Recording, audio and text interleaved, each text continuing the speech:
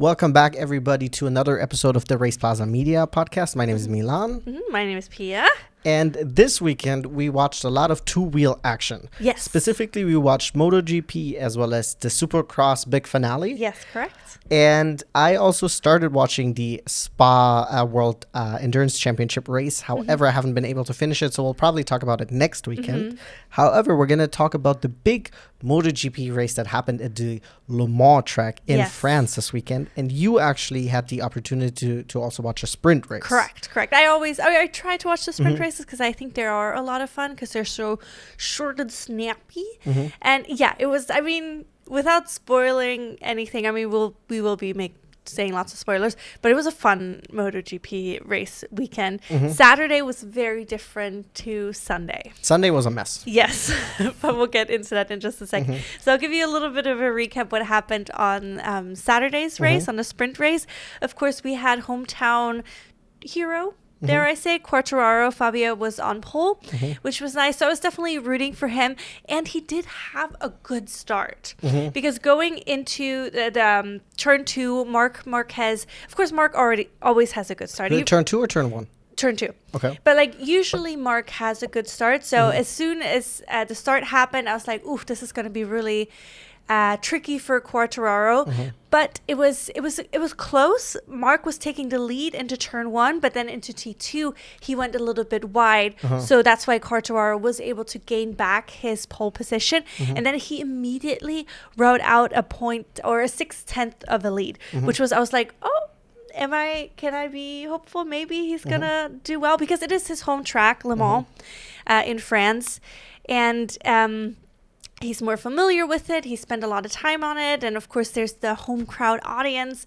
So that already gives you maybe a little bit of an extra push. So it's very much rooting for him. And then, of course, or not of course, but unfortunately in lap 2, Pecco crashed. Yes. Although he had also an excellent start. He had a poor starting position because he was on the second row in P6 is where he started. After the start, he went immediately up to P4 because he is great. I mean, he's fast and he has the pace to make it through the crowds. However, then lap 2, he went down, unfortunately, which is such a heartbreak. And I mean, in the sprint, it's so tricky to make up any positions, but he never went back onto the bike. Yeah. Anyway, so that was a little bit of a bummer. Aldeguer, the Furman, the rookie for the Gresini team, he had an excellent race. So he's on the team with Alex Marquez. Correct. Yeah, he had a great start of the race. In lap 4, he had fastest lap. Oh, wow. And I was like, oh my gosh. I mean, I've been having an eye on him. I know, I'm pretty sure you have as well. He's been doing quite well this season. He's been doing season. really well. And I figured it would be sooner than later that he will make it onto the podium. If something happens, which there's always something that happens. But I mean, of course, if the 3 top contenders are not there, there might be a chance for him because he's getting more familiar with the bike. It's round 6, I believe, right now. So he had some time to get used to it. And I mean, it's a great bike. I mean, Alex is doing great on it. Yeah. So it's just a matter of if it works for his riding style. Yeah. And it's like also like after round 5, you technically have completed 20 races.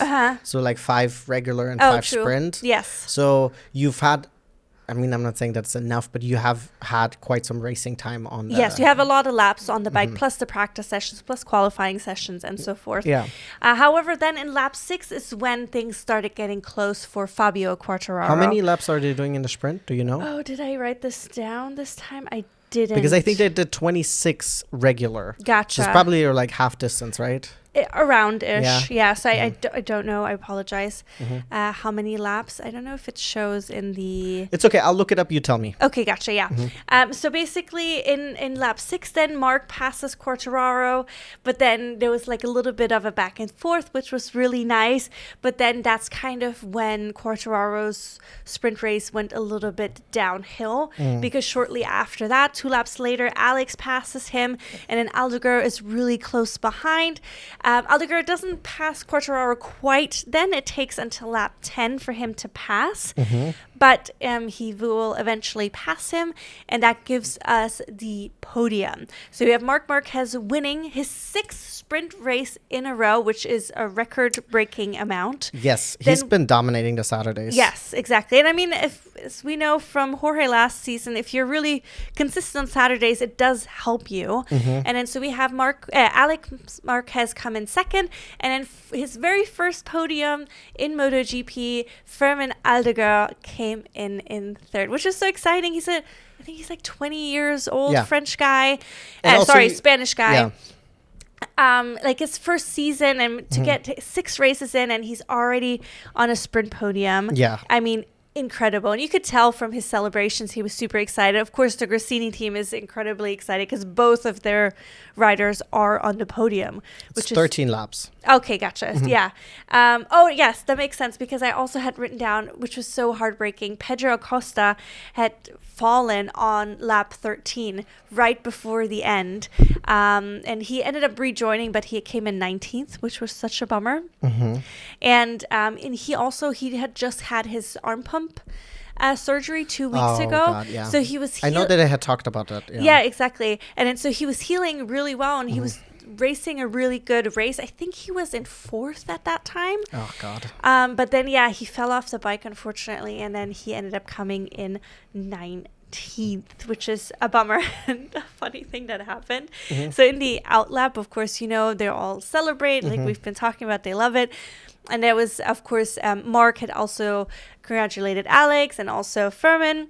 And then there was a moment where Mark was on the inside and he was pointing towards the outside that he was going to come and cross in front of Alex and Aldeguer to stop and say hi to fans, of course, as he usually does. And they both slow down. Oh, I know. Thomas hit him, yeah. Right? Yes, yeah. And then, because he was then celebrating again once Mark had passed, but he didn't realize that Mark was going to slow down so much that he did a little little bump in the back. Which, I mean, no hard feelings. It's whatever. They're all in the podium, so that's great. So we had a full Spanish podium. Okay, yeah, Spanish lockout in the front. Yes, exactly. Very common, I feel like, in the racing series that I've been watching. Oh, the two-wheel racing on track, right? Which is MotoGP and the World WCR. I don't know how it is on the Superbike Championship. I don't know. Yeah, I haven't watched that really. But yeah, very dominant sport for Spanish people. Yes. So that was the sprint race. Yes, and let's really quick talk about the starting lineup for the main race. So we had Fabio Quartararo again in P1. Yes. We had Marc Marquez starting from P2, Alex Marquez in 3rd. Then we had Aldeguer in 4th, Vinales in 5th, and then Bagnaia in 6th. I'm going to do it all the way until... Actually, I'm going to do it a little bit further back. And then we had Bisecchi in 7th, Jack Miller in 8th, Morbidelli starting from 9th, Fernandez in 10th. We had Johan Zarco in 11th and Pedro Acosta in 12th. And then going into the main race, it was already a big situation going on. It was already first delayed the race by quite a lot of time. I think 30 minutes at least, because usually the startup is when you start watching it, it's a 30-minute pre-race chatting, and then I don't think the race started until a little bit past the hour mark of the broadcast. So I think it was delayed around 30 minutes because of the rain. And then it was the big situation. Are we going to stay on the wet tires or are we going to go onto the slicks, right? And then a lot of people opted to switch their bikes. They're it's going to be dry enough, so we're going to go onto the slick bike. However, that also meant that a lot of people who ended up making that switch, they ended up getting 2 long lap penalties. Well, there was actually, you're just a little bit ahead of yourself. Oh, yeah? Because there was first they had... they were all on the grid, doing the regular grid chatting, stuff like that. Then they were going out for the sighting lap. The sighting lap. Yeah. Or that would be... I guess, the sighting lap. And then as the people were coming in, that's when they were first getting into the pits lane, because then they were realizing, the track is in a different condition than what we expected. So they were going in. Because everybody went in, there was too much traffic at the pit exit. So that's when they delayed the race again. So that was a delay of, I think it was like another 8 minutes or so. So then people went, they went to start again.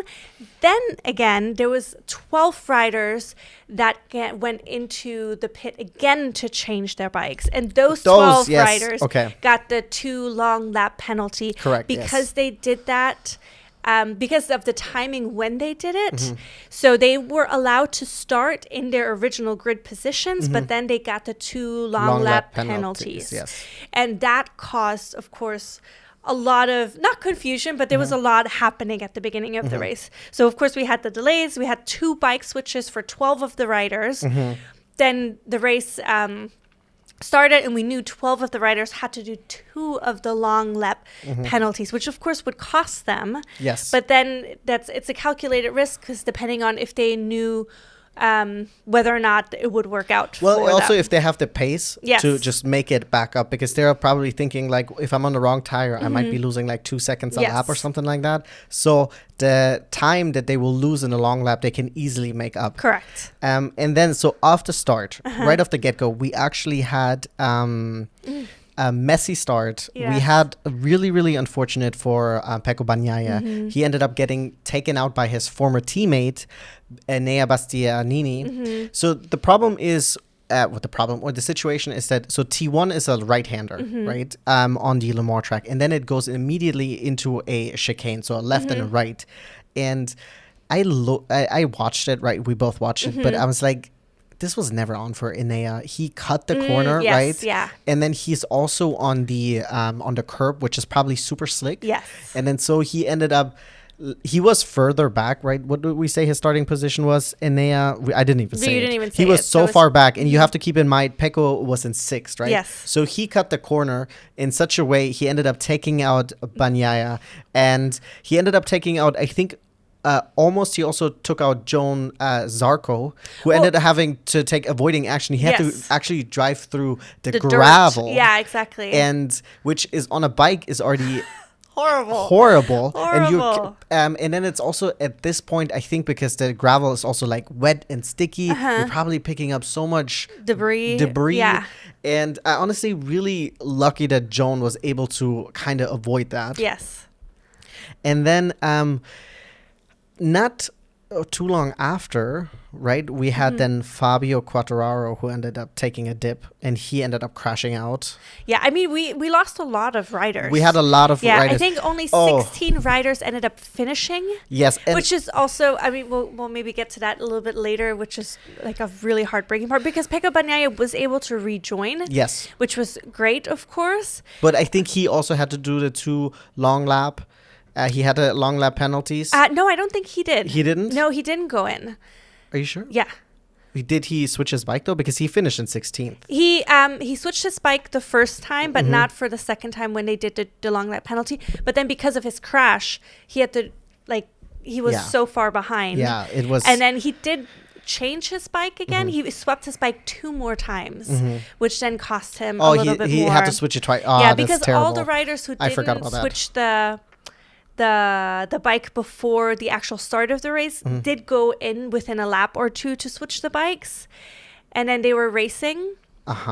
And then a little bit later, no, I think that was it. Yeah, so a lot of any rider who did sort of out of the other 10 riders, I think it is, they ended up coming back in like a lap or 2 after the race had started to swap the bike, just because the conditions, it was too wet for slicks.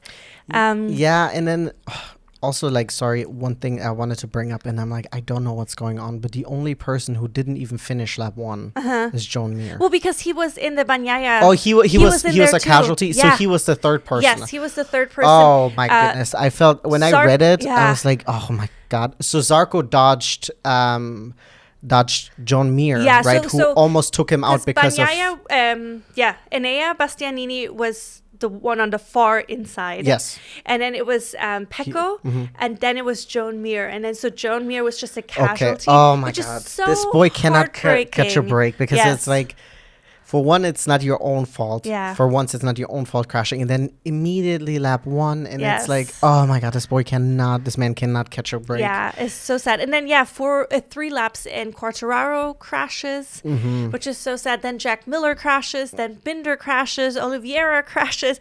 And Alex crashed twice. Yes, the first time he was able to get back onto the bike, but the first fall Both crashes were crazy. Yes, the first one was more like an over the bike, and then he went onto his shoulder and he was sliding on his shoulder for quite a while, which I was like, even in the post-race recap, Mark, when he had seen it, he had a reaction to it because it was like, it looked bad.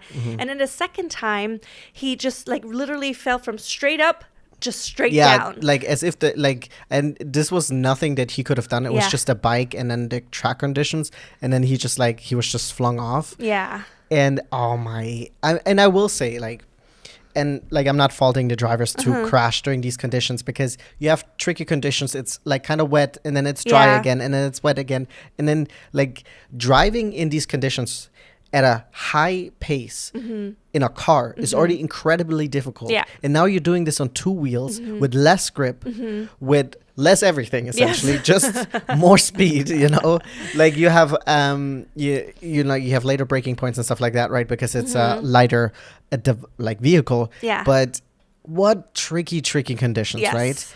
And how immensely incredible the final end result is. The final end result, before we get to this. Okay, yes. I will say, so Mark ended up coming second. And I think Mark, honestly, I think he really maximized everything that he could. Like getting those 2 long lap penalties and then switching out your bike and still coming in second. Yeah.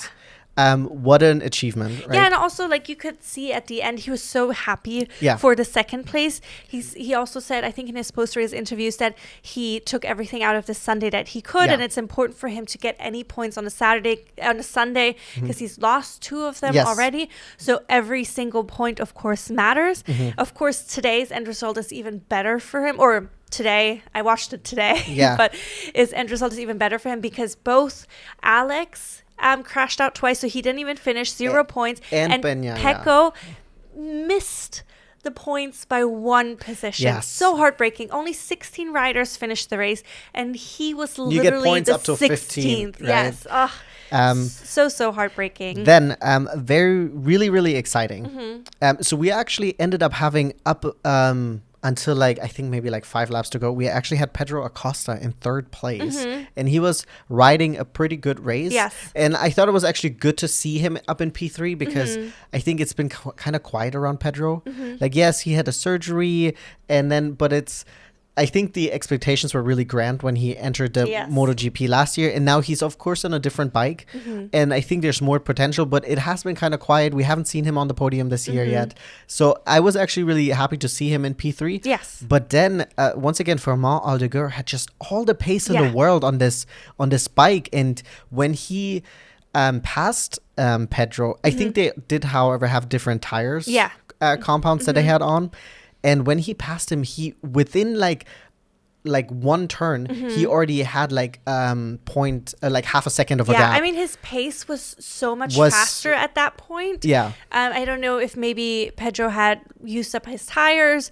I mean, even in the post-race interviews, they were saying that once they hit the limit with the tires, there's just not much getting out of it, which also makes sense. And in the end, it's also I could battle you, or I can just let you go and then secure that 4th position, right? Instead of maybe risking a crash. Yeah. And then let's talk about the big winner of this weekend. Yes. Well, do you want to talk about the 3rd place first before we get into the big winner?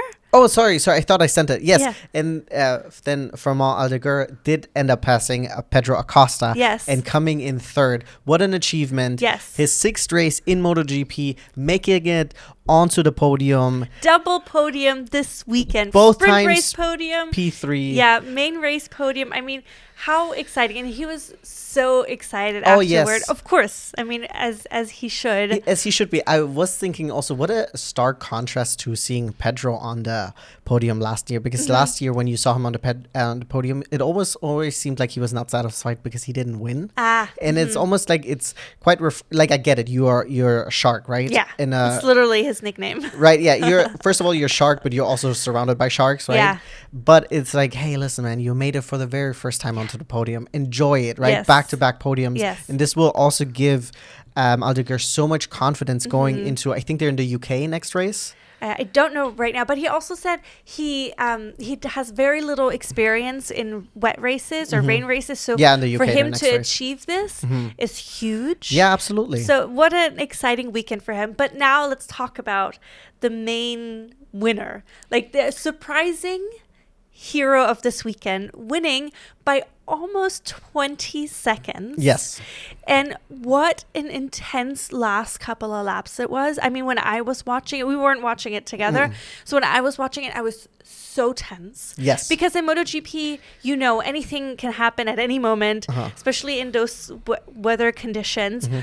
He, who we shall name shortly, was leading the race for the majority of the race. So after, I think, I think around lap 10 or something like that, he took over. Yeah, once everybody had to do their 2 long lap penalties, it took a minute to get sorted. I mean, the commentators, hats off to them. They were really organized. They kept it really clear about who was in which actual position based on the long laps. But then he was... it's a he, surprise. He was immediately in the lead, of course, once everybody took their 2 long lap penalties. And he was in the lead by quite a bit, but then he kept expanding the lead. So when he took over essentially P1 and then Mark ended up coming back in from his bike switch, he was ahead 8 seconds from Mark. And then I think we had 16 laps to go or like something like that. And I was thinking to myself, so I unfortunately already knew the result. Okay, I didn't. Thankfully, I didn't. Because like sometimes MotoGP does this really annoying thing where they post the winner on YouTube directly after the race. So they will do like a post. So I saw who won, and I was like, dude, why would you do that? Yeah. So I knew he was gonna win, but but at that point I was like, maybe I misread it because I was like 8 seconds, 16 laps to go. It's not a lot for Mark. It's not a lot for Mark, Yeah. right? But then the gap kept growing and growing and growing, right? And it was so funny. Even his the team principal, he was there where the sign is, where they always show it, which is not usually a position where the team principal I think hangs out.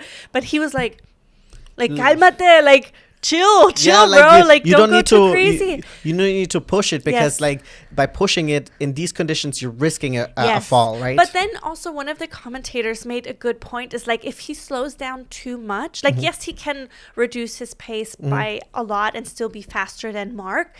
But like if he loses his pace a lot, it kind of maybe takes him out of the flow. Yeah, changes absolutely. his concentration. It might change the temperature of the bike. Yeah. Like of the wheels of different things, That's what they said happened to Alex. He probably lost so much temperature in his tire that it was just like, get off but this that was bike. because of the fall, of course, but still, like it's still it does have an impact, so you don't want to ruin the flow of the rider. Yeah, absolutely. But it was insane how he kept extending his lead. And then do we want to say it now? Yeah, we'll say it in just a second. I will say, however, after like essentially turn 3 in the opening lap, this person was in P17.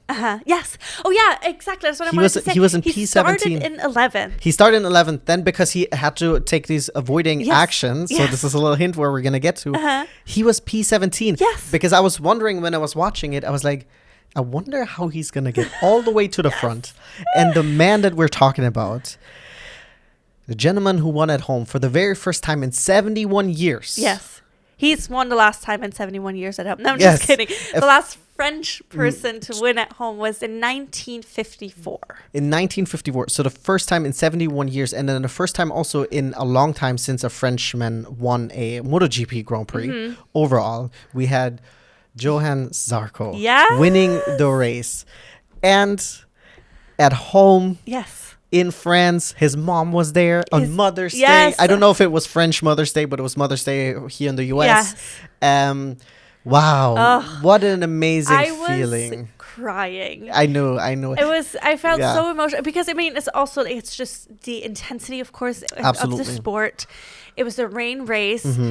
He was not in the picture for me, and dare I say for anybody to win. No, absolutely the not. race. Like you're starting in P11, you all of a sudden P17, your race is essentially quote unquote over. You would think, right? But it's just, and then just like the last couple of races, like I don't know what goes through their mind, but I can only imagine how you mean the last couple of laps? Yeah, sorry, what did I say? Races. Oh, races. No, the last couple of laps, like how I would feel or how I'm just feeling watching this, like the tension, like you can't make a mistake. Like obviously you don't have to push as much, but you don't take any risks, but you also, I mean, it's just so many things. It was so beautiful, and like the audience, of course.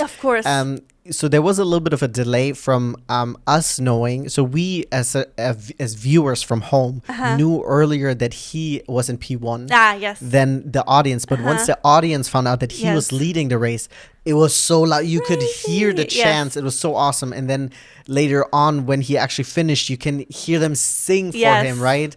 And then once he, like, of course, he did like a couple laps, like how they always do. Out lap. Exactly. And you could also tell that Mark was really happy for him. He also said in his post-race interview, he was like, I saw that I was not able to catch him, right? Yeah, because he tried. He tried. And then he was like, I can't I didn't have the pace. Him. Yes. And then he was like, I'm just going to try to manage the gap to Alex, who was at that point like 2.5 seconds behind him. He was like, listen, I'm just going to keep Alex behind me, extend my championship points. Then Alex obviously ended up crashing out. But then, wow, him coming home. And then when first of all, actually one thing I really wanted to say is like so he comes into the Parc Femme, right? He greets all his people and then he goes to the audience. He goes back on track, right? Like, he is so agile in that racing suit. He jumps the two barriers. I was like, okay. And like nothing, like whoop. Yeah, he was like so agile, right? I was like a little gazelle. It's like, I don't know if it's a mix of adrenaline also, but like usually those suits don't seem to be able to move like especially that. based on like the intro that you see when they're like all stiff. Yeah. But then they kept saying that, he's known for doing backflips. Yeah. I was like, okay, that's cool. And then he does a backflip from like off the barrier in his full racing suit. The only thing he wasn't wearing was his helmet. And I don't know if he was wearing his gloves. He did a backflip. I was like, oh my God, this guy is mad. So I was so happy for him. And I loved also seeing the emotions on his face. Yeah, absolutely. And during the interview, he got choked up a little bit, especially once the interviewer was asking him to speak in French. And then he had a moment and then he, of course, addressed the audience there. And I mean, it's just like, I can't even begin to imagine the feeling, what it feels like. I mean, I'm already getting emotional right now again. Yeah. Just attempting to tap into those emotions. And it's just like, I'm so happy for him. I mean, what a moment in your career. Yeah. To be it's the first time in 71 years, right? And then I can't remember the other stat because it had been a long time since a Frenchman overall won a MotoGP. And then it's 71 years and you win at home. Yeah. And I think some people, if you're not into motorsport, I think people don't realize how emotional it is. And I think you have these emotional situations across many, like also series. Like we'll talk about Supercross in just a second. And it was also very emotional, right?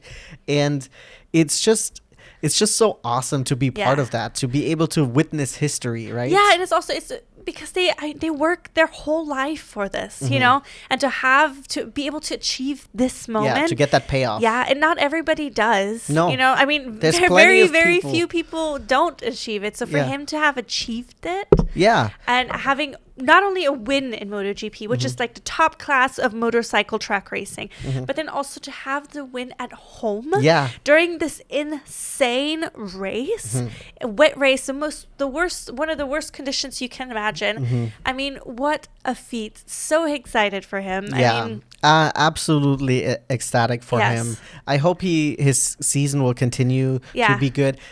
I'm going to be honest, I'm not expecting him to be on the podium next race because I don't think probably the bike that he has, even though I love the look, the green and the white and a little bit of red in there. I feel like he's been having a decent season though, because I've been seeing him more and more closer to like the top 5, which is really nice. Yeah. But who I also wanted to point out, in 6th place, Nakagami in the Honda HRC test team. I know. I was just gonna say, it's like, where did that come from? And wasn't also Nakagami on the track, actually on the grid last year? Yes. And then he had, exactly, and he had his final. Then he didn't have a contract. Exactly. He had a final race in Japan, Exactly, which was really beautiful. Too. Yeah. But then also Savadori, who's replacing Jorge Martin, came in 9th. Yeah. Ayo Ogura came in 10th, which is not as surprising. But I mean, it's just it's nice when a crazy race like this happens, so other people have a little bit more of a chance to earn some points. Yeah. Frankie Morbidelli had a crash earlier on. Yeah, because he was actually technically almost by default he would have led the race, but then he had a crash. Yeah, and then Marco Bisecchi also had a crash. Yeah. I mean, lots of riders went down. Some of them were able to get back on the bike, but of course not everybody. But now, overall rider championship leader is yet again Marc Marquez. Well, Alex was. By a point last time. Was he? Yeah, I think so. Oh, I thought Mark was leading. It doesn't matter. Yeah, but so he's up 22 points to so Alex. now he has quite a difference just because Alex didn't finish the race. Yeah, that's Pecco is surprisingly a lot further back than I thought with 51 points. I'm actually not that surprised. Or like maybe I'm more negatively surprised. I'm surprised that it's already that much. That's what I mean. guess so. That's so what I mean. am surprised. Yes, you're in the same boat as I am. Yeah. The amount of points that he's behind is a little bit bigger than I had expected it to be. Yeah, he's just been struggling this. Yeah, but I mean, there's still a lot of racing. I will also say I had this thought today during the race, and it's like last year there was this conversation when it was announced that Mark was going to the main Ducati team coming from the Gresini Racing. That people were like, well, he's technically quote unquote taking Jorge Martin's seat, right? Because Jorge Martin was like, there was always talks that he would be taking that, right? And so then they gave Mark the opportunity, right? And people were like, well, is Mark really the right choice? Yeah. Right? And I'm like, I think Ducati is fine. Actually, Joan Zarco actually ended up ruining a record for Ducati this weekend. Oh, yes. They would have had like 6 or like, I don't know, like a certain amount of consecutive Grand Prix wins by a Ducati bike. Yes, I think it was 22. 22, yeah, because it was always like, it was either Gresini or it was the Lenovo. So either the red or the blue one. And then last season it was last season it was Jorge Martin's team, Pramac. Yeah. Ducati, which was also Ducati. Was also a Ducati. So the last non-Ducati win we had was at Coda last year when Maverick Vinales had won in, was it the Aprilia then? Yes. Insane. Yes. So they would have like created a record. Yeah. But then Joan was like, have you heard about me? Yes. The man who has won for the first time in 71 years? Thank you very much. I'm not interested in that record. Yes. But what an exciting race weekend. Absolutely. Yeah. Awesome. I know that we obviously gave away what has happened, but I do recommend checking it out. 100%. Because I had texted you, hey, I've just finished watching it. And then you're like, oh, should I watch it? And I was like, listen, it's an insane race. Yeah. And I'm glad that you ended up watching it because you would have not wanted to miss out on No. But I didn't want to hint like, oh, something insane happens because you would expect something, yes. you know? Yeah. No, I'm excited that I watched it. I'm looking forward to the next race. We have a week or two of a break. Let's see. We have one week of a break until they're back in the UK, like you had said, which is nice. So we have a weekend down to gather our thoughts and things before we head back to MotoGP.